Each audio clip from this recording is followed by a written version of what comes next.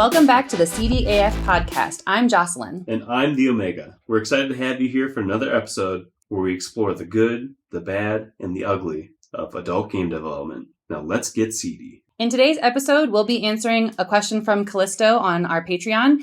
Callisto asked, which aspect of development do you enjoy the most and which the least? And I'm sure this is a question that lots of other people have had as well. As I sat down to think about how I wanted to answer this, I realized that for me, there's not one thing that I like or one thing that I hate. There are things that I like and hate about every aspect of it.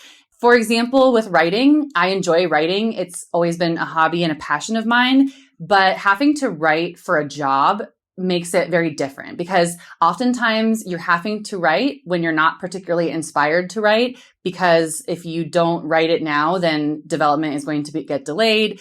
And so that part can be a real slog if I have to write when I'm not really feeling it. Although, like a lot of things in life, once I usually start getting more into it. It's just that initial kind of feeling of like, oh, I don't want to do this because it's work. It's no longer a hobby.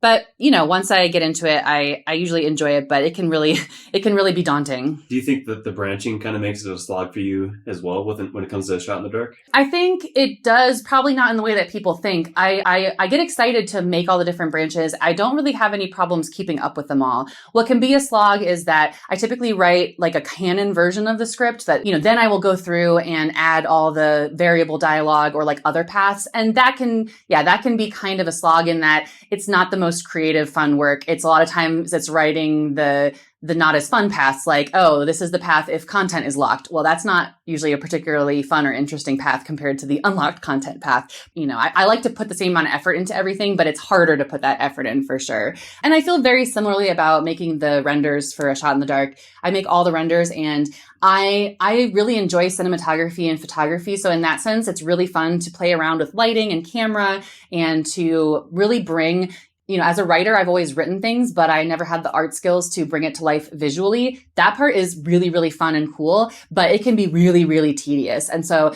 there's definitely parts of the rendering process that are like pulling teeth. I like the finished product, but it's certainly not always fun. And then a few for me, the biggest one is I just really don't like working on 3D animations. Like Jocelyn was saying with the renders, like it's fun for me to look at the finished product. And, don't get me wrong, I put a lot of effort into the animations. Even though I don't have a ton of experience prior to making the animations, I pour a lot of energy into it because I know that the fans and the players really appreciate adding some life to the characters when it comes to that kind of stuff.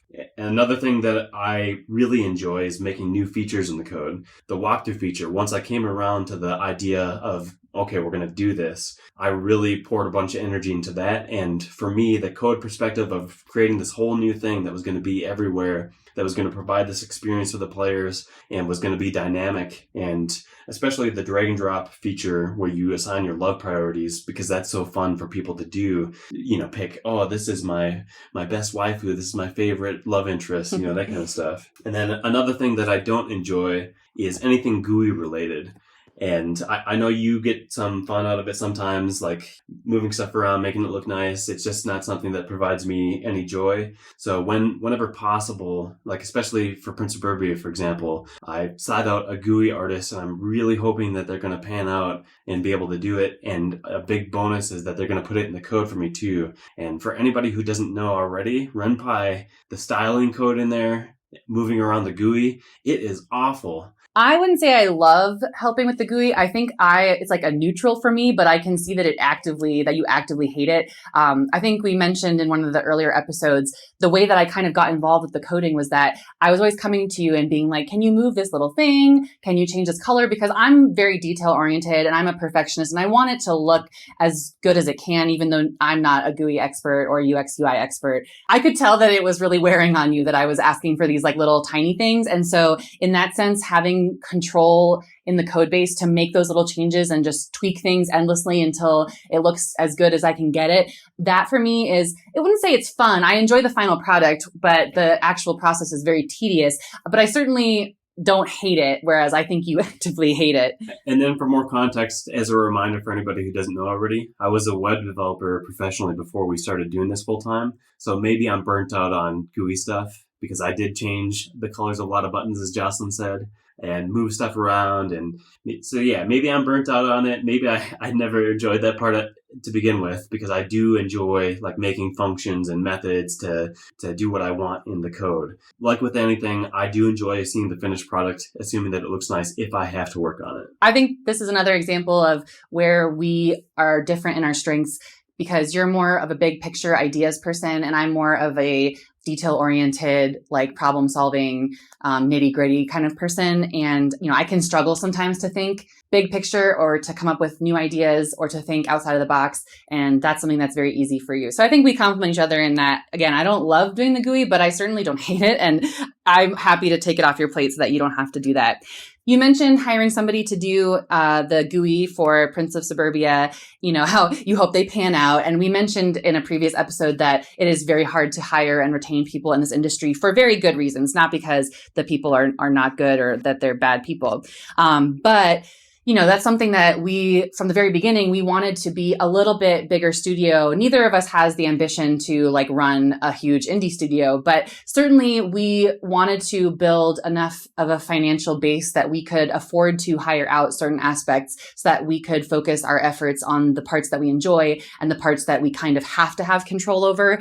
And, as we mentioned in that previous episode, having team members has a lot of benefits and has really improved the quality of our work. But there are some trade-offs, and the trade-offs are that it doesn't really save any time, and also that it brings a bunch of interpersonal conflicts into our work that can be really draining and time consuming. Right. And, as you're getting at, it can be extremely draining. And I don't know about you, but for me, whenever there's a major issue or if somebody doesn't pan out, they ghost us or we have to let them go for whatever reason, like that really takes me down emotionally for a day or two. And it takes me time to process that and be like, like I have to mourn that they're not going to be working with us any longer. Yeah, I think it's easy to get excited when we start talking to a new person and they're telling us all the things that they want to do. And as we've mentioned, it's probably like 80-90% of the people that we start talking to, we never end up actually working with long term. So when we talk about the interpersonal conflicts,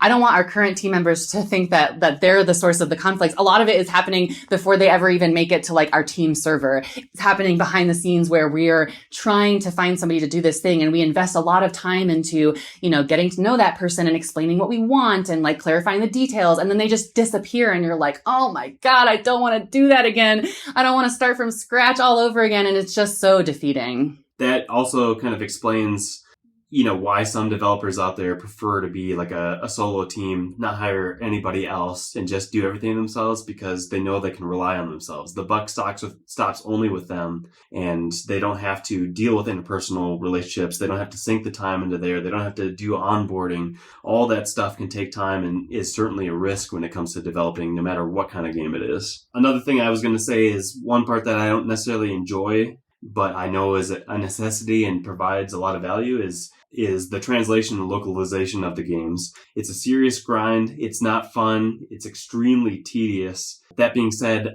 we recognize that it's a necessity. It provides a lot of value. It widens your player base, your audience so much. It's just ultimately worth it. I think we're both really invested in taking funds and reinvesting them in the business so that we can hire things out and do bigger and better things than we could do if it was just the two of us. But the trade-off is definitely the time and the emotional investment. Another thing that we've hired out is marketing and promotion. I actually kind of enjoyed the marketing and promotion part, but it's a huge time suck. That part is one of those things that I would love to do myself, but it's probably just not the best use of my time since we can hire it out. And along with marketing and promotion, interacting with the audience is something that I think a lot of developers get a lot of joy from. For me, I like interacting with the fans that like our games, but I am very severely affected by the negativity that can come with being a public figure and a content creator. And it's extremely bad for my mental health is what I've learned. And I know the cliche that they tell you before you become a content creator, you have to have a thick skin. I don't know how to make my skin thicker. I'm just a sensitive person. Intellectually, I can understand that I shouldn't take it personally, but that does not change how feelings work. Feelings do not respond to rational thought.